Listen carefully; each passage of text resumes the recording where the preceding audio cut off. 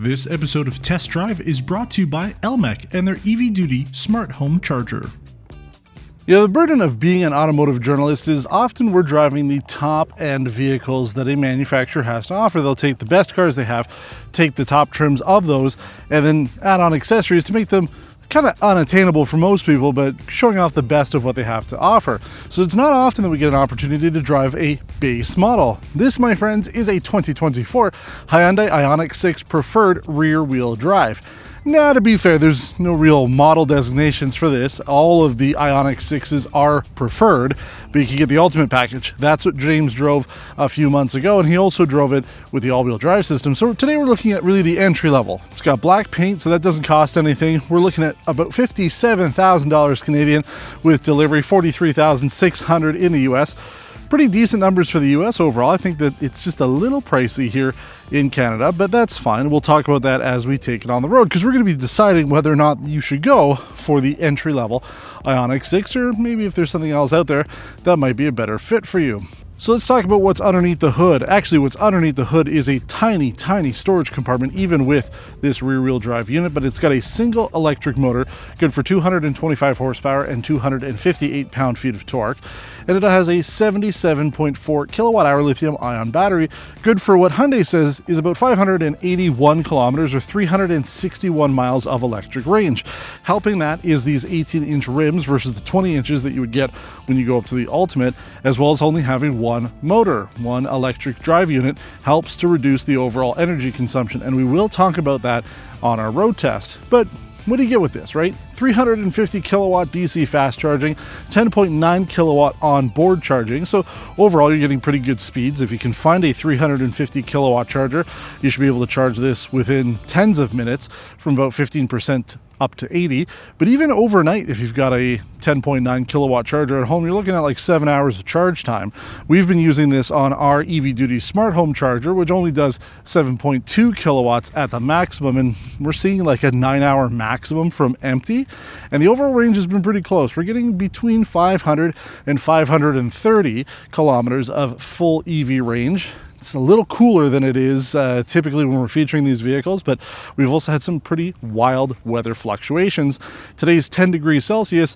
2 days ago, it felt like minus 17 degrees Celsius. So who knows what's going on. But you do get quite a bit for that $57,000 as tested price. We have things like smart cruise control, blind spot information, lane keep assist. The front seats have heat along with a heated steering wheel, power folding mirrors, as well as navigation. So you're getting kind of what you need out of a vehicle, not necessarily all the stuff that you would want.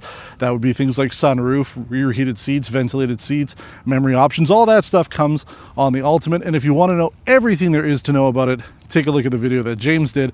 We'll have it linked up in the top right corner.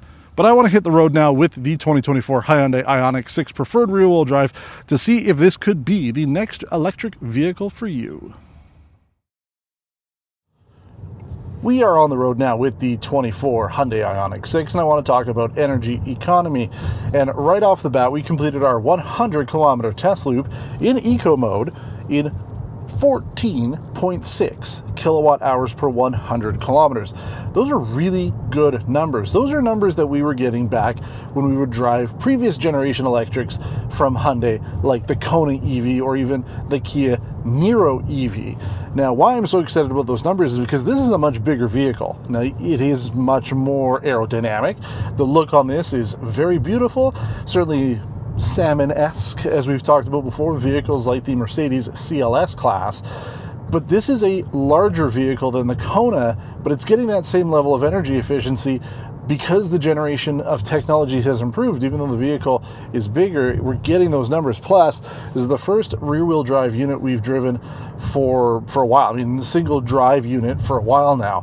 Everything's been all-wheel drive, so it's nice to see, you know, in the 15 mark for kilowatt hour energy efficiency. So I'm quite happy with that. In fact, I took this to Mississauga, which is about 160 kilometers, and I could have gone to and from Mississauga, which I did, and I could have still gone back to Mississauga after. So I was seeing close to that 500 kilometer fully electric mark. Now, right now we're in eco mode. We're getting what it says should be about 520 kilometers. If we put it in normal mode, we're down to 505, and then sport mode 489.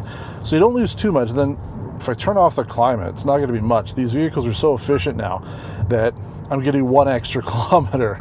So we've always liked what Kia and Hyundai and Genesis have to offer when it comes to their electrics. I've got a driver-only mode for my climate control system. I can turn it off. I can schedule not only the charging, I can also schedule the time that the vehicle is going to be ready to go for me. So if I'm leaving at specific times every day, I've got those set up for me.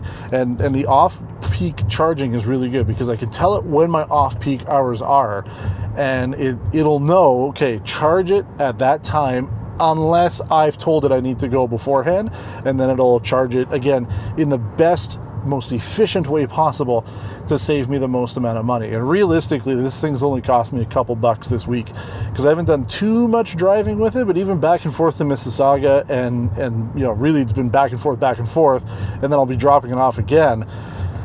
10 bucks maybe is probably what I'll have spent on electricity the whole week at home. So excellent numbers overall. That's the whole reason why you want to buy an electric. And I gotta say that this thing just looks so good. I was always intrigued by this vehicle. I was quite jealous when James had a chance to drive it before I did because I really wanted to try it out, and it just looks so cool. And I've been getting a lot of looks. People are stopping me actually on the road and asking me what kind of vehicle this is because it has that sort of Porsche front end. The rear end's kind of Porsche as well, a little bit of Mercedes CLS mixed into it. Obviously the typical Hyundai DNA that we expect to come from these new vehicles, but I mean, it just looks so different from everything else on the market. Plus those pixelated headlight, daytime running lights, and taillights, I just love it. It's just a really cool look overall. And yeah, I know I talk about how the best electric cars, in my opinion, are ones that look just like normal cars. And don't get me wrong, those are still my favorite cars. My favorite electric vehicle on the market right now is still the BMW i4 because it looks just like a 4 Series. But when you're gonna go for something like this, it's not dramatically electric.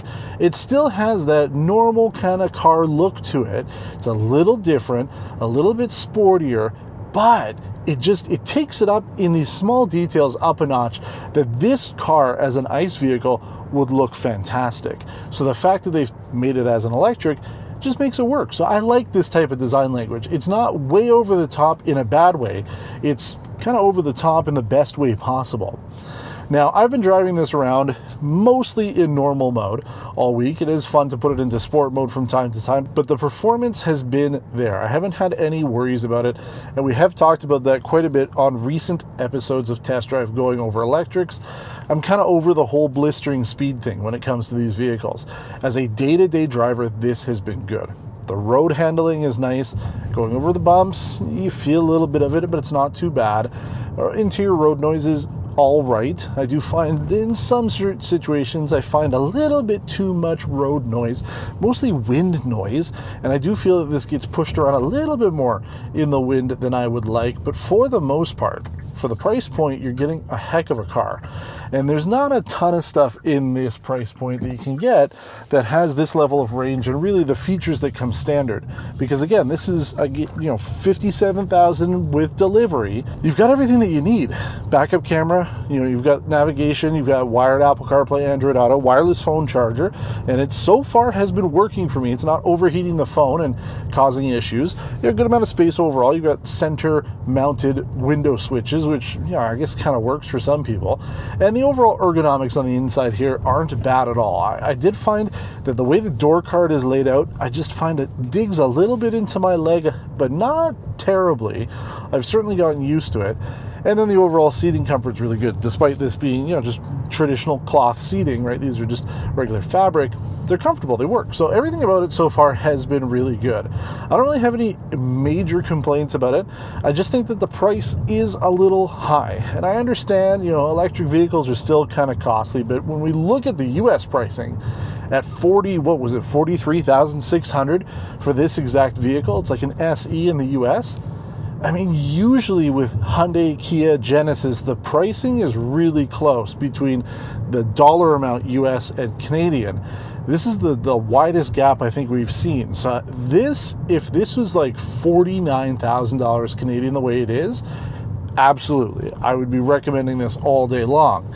I just think though now with so much more competition, you know, you've got pretty much every brand has some sort of electric in and around this size. They're not all necessarily cars, but they all more or less offer similar range and features and dimensions for what you want to be able to put in it. I just feel that a great way for Hyundai to be able to sell more of these would be to make them just a little bit more affordable.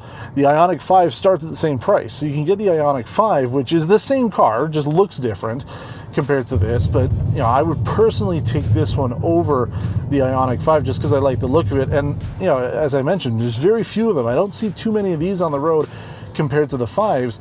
And people just don't know what this is, so they're really intrigued by it, and I like that. So just a little bit more price conscience, I think, would make this a real seller for me. Because yeah, you get all the incentives and everything. Here in Ontario, you're only getting the federal one, but I just think that that would pretty much be about it. Because everything else about it's been good. You know, like I said, I could live with all of the stuff that you get on this package. I don't need to go up to the Ultimate, so I'd save the $6,700 or whatever it is for not getting that. And even rear-wheel drive, I mean, it's been fine. The performance is there. The energy efficiency is really what's key. You're getting that extra range, which is perfect. And yeah, it's been kind of clear today, so I haven't had to worry about having all-wheel drive or not, but I feel just because this is heavier, you know, and if you're in southwestern Ontario like I am, just get a good set of winter tires, you might be good. But yeah, I do like it. Just wish it was a little bit more affordable. So if you have any questions about this vehicle, as always, we do try to get back to everybody as soon as we can in the comments. So leave a comment below. Don't forget to like and subscribe to the channel. And again, if you want to see absolutely everything there is to know, all the features and everything that come on a fully loaded Hyundai IONIQ 6, I recommend taking a look at the video at the end mentioned in the end card of this video to see what James did on this last year. Thanks for watching, and until next time, take care.